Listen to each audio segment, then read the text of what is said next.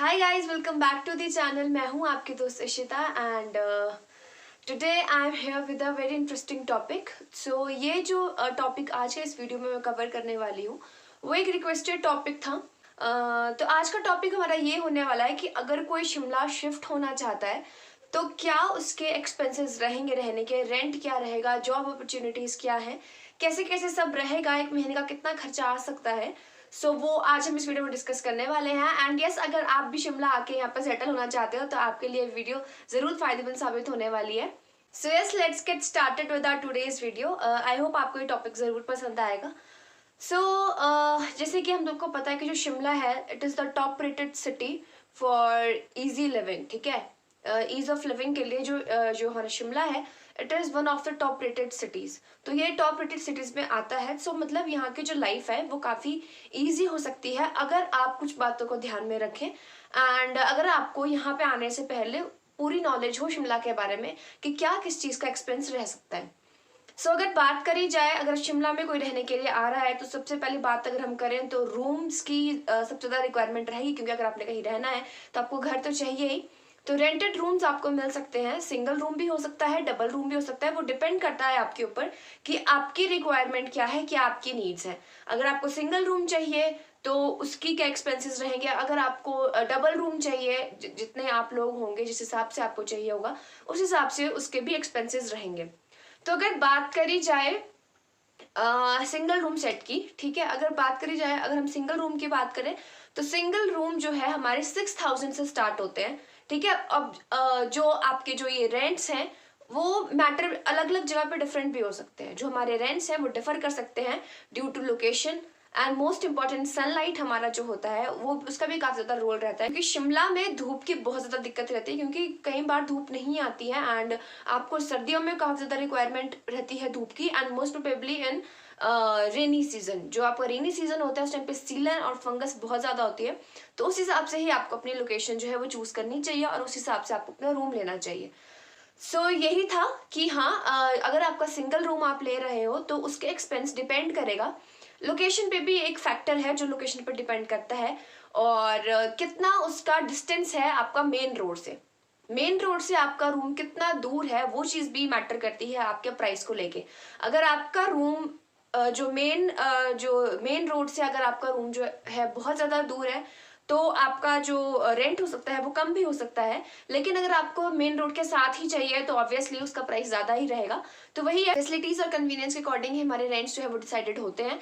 और स्टार्टिंग में आपको बता दें, अगर आपको कोई वेल फर्निश्ड रूम चाहिए, ठीक है, जिसमें पूरा फर्निशिंग हो, आपको बेडिंग्स वगैरह सब प्रोवाइड कर दिया, गैस सिलेंडर्स भी तो चाहिए खाना बनाने के लिए।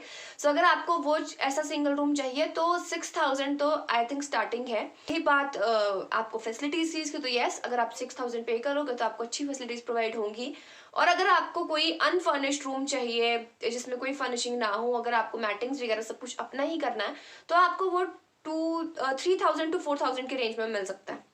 ठीक है, लेकिन हाँ, अगर आपको फर्निशिंग चाहिए पूरी तो आपको 6,000 से उसका स्टार्टिंग रहेगा एंड 6,000 से ऊपर जितना फैसिलिटीज देखोगे उतना बढ़ता जाएगा। 6,000 के भी हैं, 8,000 के भी हैं, 9,000 के भी मिल सकते हैं।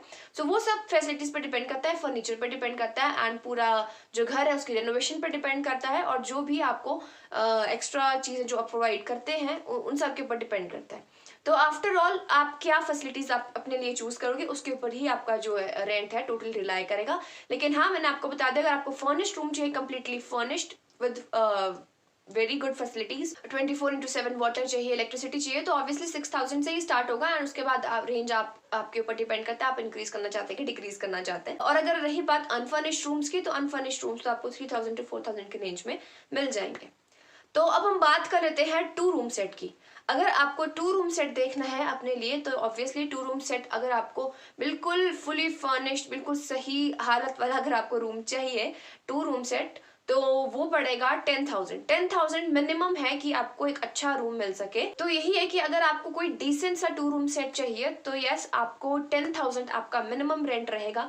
उसके बाद आपकी वही बात आ गई फैसिलिटीज वाली, ठीक है। अगर आपको कुछ ज्यादा ही डिमांड्स हैं, आपको पूरा फर्नीचर चाहिए, जो आपका 10,000 में है उसमें नॉर्मल फर्नीचर तो आपको मिल ही जाएगा कि एक बेड मिल जाएगा। अगर आपको डबल बेड चाहिए तो डबल बेड भी मिल सकता है, वो डिपेंड करता है कि उस रूम में कौन सा बेड लगा हुआ है, ठीक है। अगर 2 रूम सेट की बात करें तो आई थिंक उसमें डबल बेड ही रहेंगे, क्योंकि हमारे पास भी 2 रूम सेट और हमारे 2 रूम सेट में जो है डबल बेड ही है, तो डबल बेड भी होगा आपके पास। एंड टेबल चेयर्स तो मिल ही जाते हैं, और कर्टन्स एंड मतलब पूरी तरह से आपको पूरी फर्निशिंग मिलेगी, पूरा बेडिंग्स आपको मिलेगी, मैट्रेसेस आपको प्रोवाइड होंगे।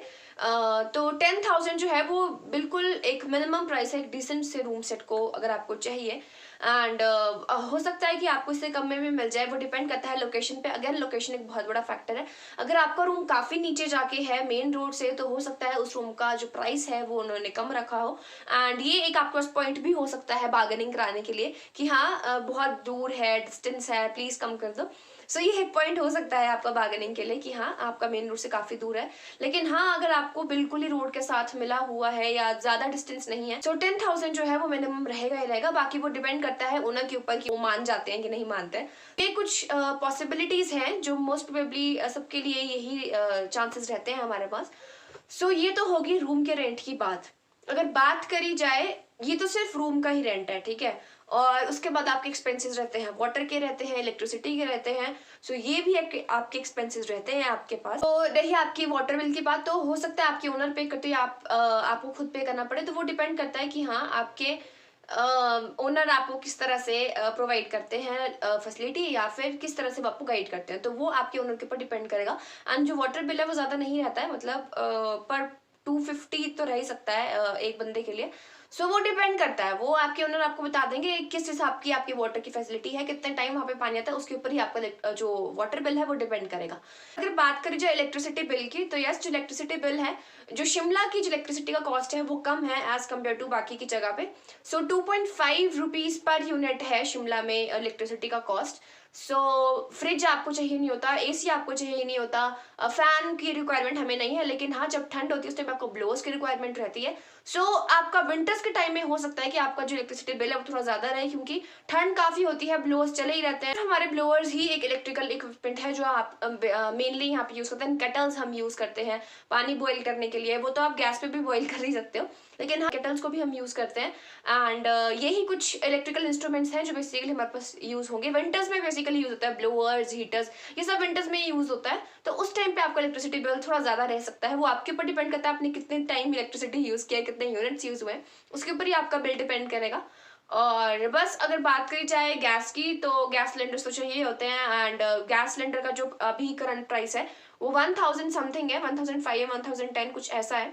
सो ये आपका गैस प्राइस रहता है। आपको पता ही है आप 1000 एक महीना लगाओगे तो 3-4 महीने तो निकल ही जाते हैं एक सिलेंडर से हमारे। सो ये कुछ है, सारा सिर्फ वही है जो आपको देना है, मतलब रेंट, इलेक्ट्रिसिटी, वाटर, ठीक है, ये सब इसमें इंक्लूडेड है।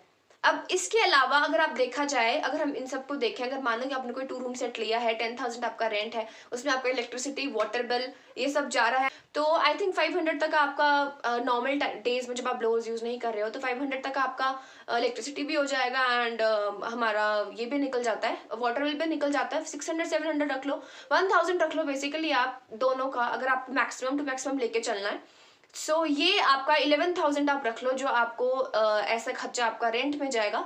लेकिन हाँ बाकी का जो आपको खाने पीने का खर्चा होगा वो तो आपका रहेगा ये अलग से।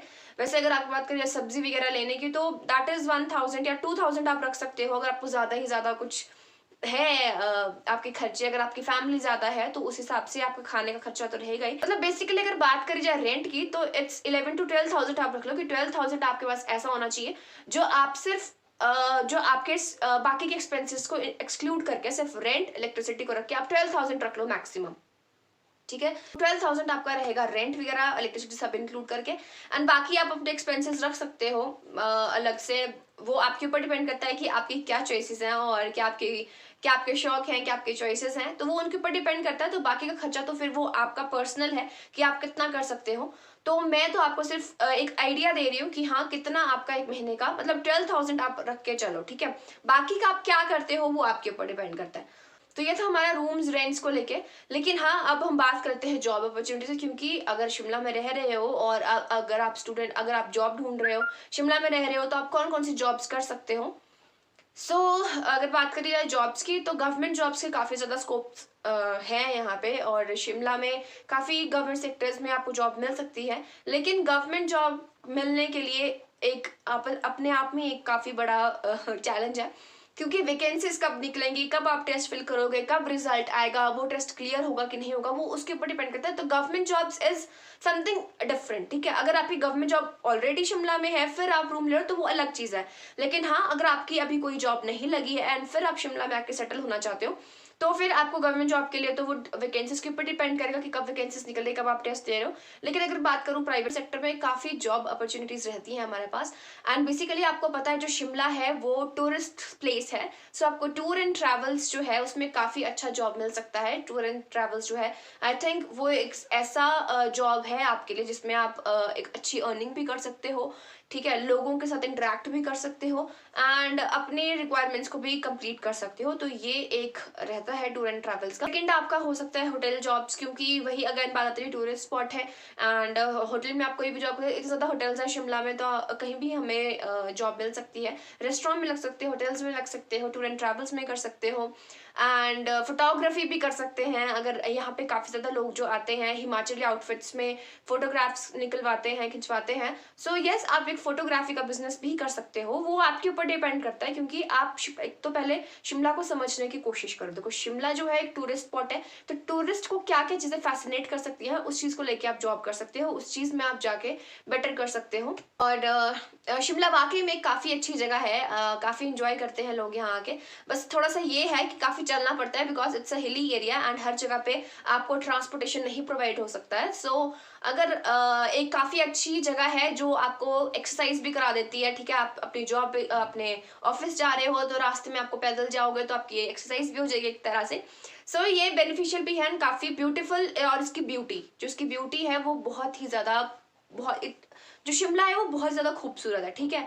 आपको हर हर एक जगह पे आपको कोई ना कोई ब्यूटीफुल सा व्यू देखने को मिलेगा, जिससे आपको देख के आप खुद ही अंदर से एकदम से फ्रेश फील करते हो, ठीक है। तो यस, आपका एनवायरनमेंट भी यहाँ का काफ़ी अच्छा है। एंड जब बात आती है विंटर्स की, तो विंटर्स में स्नोफॉल होता है एंड स्नोफॉल में मैक्सिमम लोग स्नोफॉल एंजॉय करते हैं। काफ़ी यहाँ पे आइस स्केटिंग्स भी हैं, काफ़ी ज़्यादा आपके पास स्पोर्ट्स भी रहती हैं यहाँ पे, ठीक है। विंटर स्पोर्ट्स भी काफ़ी खुलते हैं जब यहाँ पे हमारे पास स्नोफॉल होता है। तो काफ़ी ज़्यादा इंटरेस्टिंग है, एडवेंचरस भी है शिमला।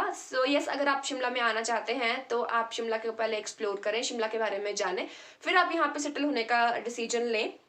एंड रही बात अगर जॉब्स की, तो जॉब्स का मैंने आपको बता दिया कि इट्स अ टूरिस्ट स्पॉट, ठीक है। तो टूरिस्ट स्पॉट में क्या क्या जॉब्स हो सकती हैं वो आप खुद भी इमेजिन कर सकते हो। एंड जिस चीज़ में आपको इंटरेस्ट हो आप उस चीज़ को भी कैरी आउट कर सकते हो। एंड काफ़ी यहाँ पे अगर आप अभी जॉब ढूंढ ही रहे हो, तो I think tour and travel से बेस्ट ऑप्शन आपके लिए कोई नहीं हो सकता। एंड होटल्स जॉब्स, ये दो जॉब्स ऐसी हैं प्राइवेट सेक्टर में जो आप ज़्यादा इजिली कर सकते हो। काफ़ी जॉब स्कोप्स रहेंगे आपके पास करने के लिए। वो जब आप शिमला आओगे, जब चीज़ें देखोगे, तब आपको समझ में आएगा। जिस चीज़ में आपका इंटरेस्ट हो, मैं तो यही कहूँगी कि जिसमें आपको जो चीज़ करके खुशी मिले, आप वही चीज़ करो, ठीक है। और अगर आप चाहो तो शिमला की सीरीज भी स्टार्ट कर सकते हो, व्लॉगिंग कर सकते हो।